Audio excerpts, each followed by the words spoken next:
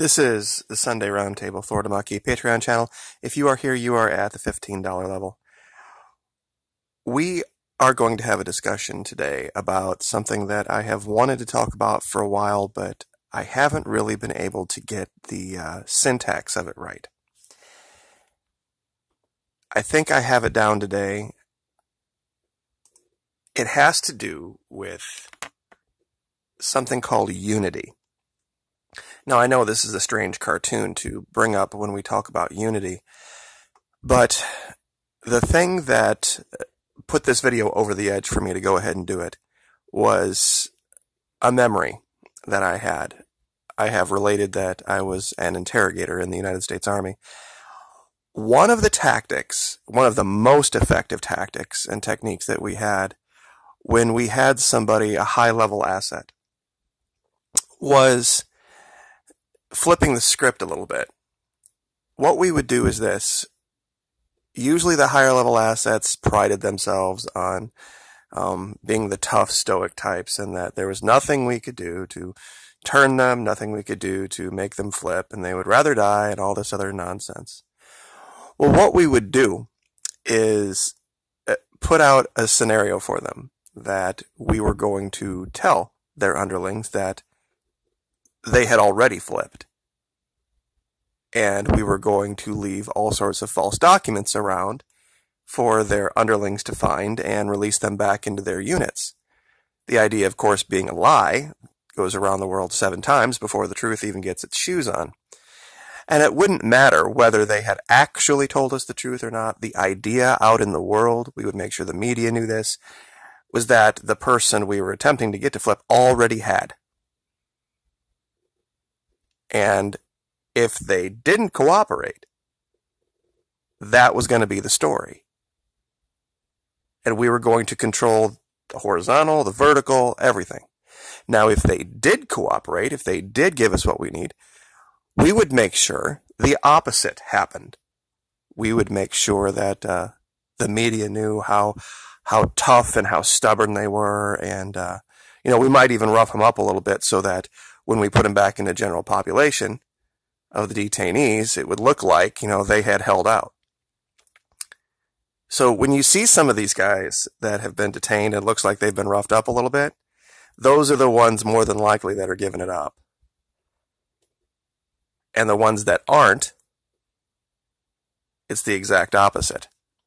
Now, the reason I want to talk about unity and creating a lack of it in your enemy has to do with what's going to happen next year in the new Congress.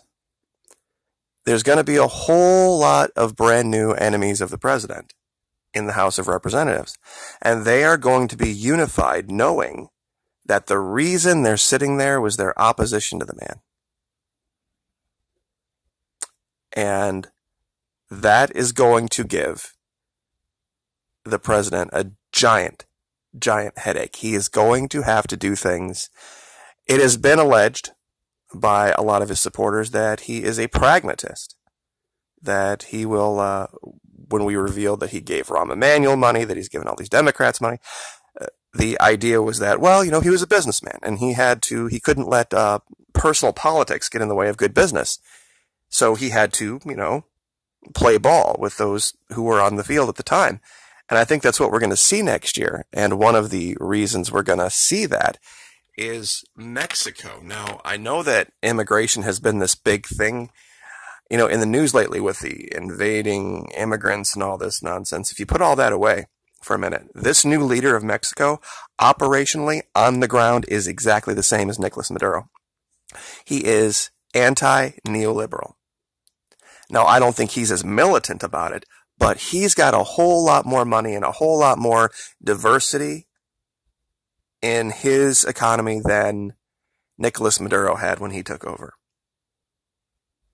And so he is going to, ironically so, make Mexico a goal, a destination for people from Latin America. And they're never going to threaten to invade Mexico. I promise you this. No one's going to ever talk about overthrowing the democratically elected leader of Mexico, even though he's going to institute policies that are going to be literally the mirror image of what's going on in Venezuela. And it's going to be a striking contrast, because you're going to see Mexico succeed, because they're not going to be under the sanctions. They're not going to be under all of the financial attack. And I'm going to document this as it happens next year. You see, Mexico has, and I shouldn't say just Mexico, Mexico and Latin America now have a certain unity against this thing called neoliberalism. The leader of Venezuela calls it the bourgeoisie, the ultra-rich, the 0.1%, the types that are so demonized, especially, ironically, by Trump supporters, who thought that by electing this billionaire autocrat that they were getting a man of the people. That's one of the hardest things for me to wrap my mind around, is folks my age, 45, 50, 55, 60 years old, not remembering the 80s, not remembering the 90s, not remembering who this guy really was when he didn't want your vote. And that when you even make the allegation this guy's a pragmatist and he's not going to stand on principle because of money, this is what's going to happen next year. There's going to be a lack of unity. And this is something that Trump supporters have kind of prided themselves on. You see, we have a new, quote unquote, new sheriff in town. They didn't elect the current leader to go to the new House or to the new Congress and make friends. Now, this is our leader just shaking hands with Paul Ryan. It was just a symbolic picture that I put up. They thought he was going to go in and he was going to, kick ass and take names and all this kind of stuff. That's a terrible strategy when you only have 8 years. And you have to win 2 elections in that time. If we elected somebody for life and they had 20, 25, 30 years to go in and really make changes, and if they did have the financing and the wherewithal, that might be a strategy. It still wouldn't be the best. That's why all the allegations of 5D chess, it doesn't even look like 1D chess to me. You can't be that aggressive in that position. That's why I have always maintained the fix will not be in Washington. In fact, it'll be the neutering of Washington. When we stop worrying about who is occupying the chair in the District of Columbia and start worrying about our own states, 50 individual states, that's when things are going to get fixed. And this technique of interrogation all speaks to that when you want change, sometimes you have to do the opposite of what you think. And interrogation is a mean business. It is a nasty business to go out and a guy who is attempting to stand on his principles, he's a detainee and he's trying to be as patriotic to whatever his cause is, and then we go out and we just tell lies about him. And we, of course, make sure we have all of the attending pictures. The first thing you do when you set a guy up like this is when you bring him in, you clean him up, you give him a good meal, and you make sure you take pictures of him eating a nice meal, and you try to do something to get him smiling, something to get him laughing, enjoying life for a minute. Okay, so that you have the pictures to back up your lie. Because, of course, all of those pictures will be used right alongside the lie that says the guy broke. And will be introduced if he doesn't give up what you want. It's all about perspective. And this is what we were able to do back in the 80s and 90s before the internet, when it was only basically CNN. That was the news channel. And what we had to do for the psychological operations inside Central America was basically leaflets and word of mouth. Now with the internet, this tactic would be simple. This tactic could literally be done by one person with one smartphone in one day. And most of them read the writing on the wall. They're like, no matter what I actually do, they are going to control the story of what I did. And this is what it's one of the reasons my channel is here, is because I want to use the same platform the media has been using just to out their techniques. They use this technique all the time with people. That's why these guys that go on Fox or go on CNN, they're just stupid. You're never going to get... They control the editing.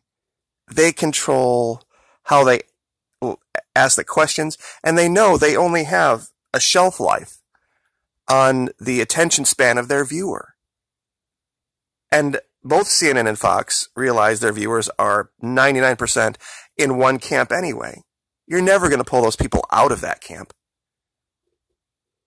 You're going to be there to reinforce the narrative, regardless of the reason you actually think you're there. It's what they do, and it's what they do well. It's why I've made allegations about a lot of their operatives, a lot of those young women that are of certain physical attributes, having training and technique training in PSYOPs. Because when you listen to how they speak, you listen to what they're doing, it's right out of the playbook. It's stuff I learned at the interrogation school in Fort Huachuca, Arizona, almost 30 years ago now. So I just wanted to cover that today because they are going to put unity on one side, both in Latin America and in our house, and the people on the other side, the big business community, speaking of, against Latin America, and the quote-unquote Republican/Trump supporters, they're going to have disarray and disorganization because of the very, what's the word I'm looking for? It's how they work. The big business thrives on competition, tearing down your competition, destroying your competition. They don't work together. And Trump supporters and Republicans don't work together because to be a Trump supporter, you would necessarily define yourself as not a Republican. Who remembers the primary from 2015? Where the guy literally is on record attacking more Republicans than he ever has been Democrats. He's attacked all of maybe three Democrats, Pelosi, Clinton, and Obama. As far as Republicans, Jeb Bush, Carly Fiorina, Chris Christie, Ted Cruz, Marco Rubio. The list just goes on and on and on and on and on. So, anyway, that's just what I wanted to talk about today. How interrogation techniques and psychological operations tactics are going to be in play. Absolutely in play going into the new year. But we will leave that there. Roundtable. Florida Monkey Patreon channel. Like, share, subscribe. Thank you so much.